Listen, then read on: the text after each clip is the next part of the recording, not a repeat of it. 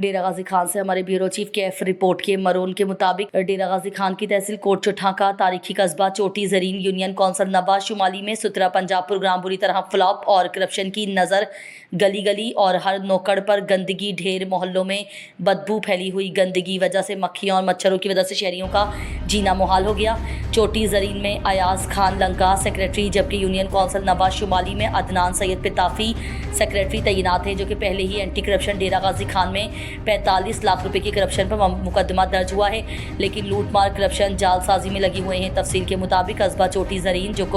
जिसको town committee का दर्जा दिया था, इस कस्बे से 3 MPAs और सरदार मोहम्मद अहमद खान लगारी, सरदार उसामा फयाज खान लगारी, सरदार महमूद लकादिर लगारी और 2 MNAs सरदार अवेस अहमद खान लगारी, सरदार अम्मार अवेस खान लगारी, एक पावरफुल तवानाई के विफाकी वजीर और सेक्रेटरी जनरल पाकिस्तान मुस्लिम लीग पंजाब सरदार अवेस अहमद खान लगारी इक़्तिदार हैं। और गली मोहल्लों में गंदगी के मरवून अंबार लगे हुए हैं। बदबू, गंदगी, मच्छरों, मक्खियों, यलगार की वजह से डेंगू फैलने का भी खतरा है और दी गई वबाई अमराज ने रहायशियों को बहुत मुश्किलात का सामना करना पड़ रहा है। यूनियन कौंसिल और टाउन कमेटी के फैक्ट्री साहिबान फंड को हड़प कर रहे हैं और जाली वीडियो से तस्वीर भेजकर रोज़ाना ओके की रिपोर्ट करते हैं, जबकि इसी जाली रिपोर्ट्स और फंड्स हड़प करने की करप्शन लूटमार पर मुकदमात भी दर्ज हुए, मगर उनका किबला दुरुस्त ना हुआ।